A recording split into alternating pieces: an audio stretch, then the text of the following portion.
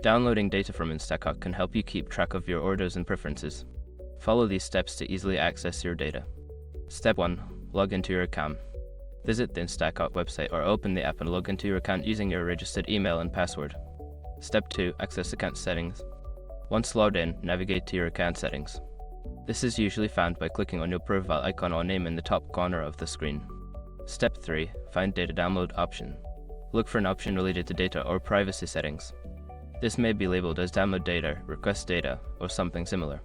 Step 4. Request your data. Follow the prompts to request your data.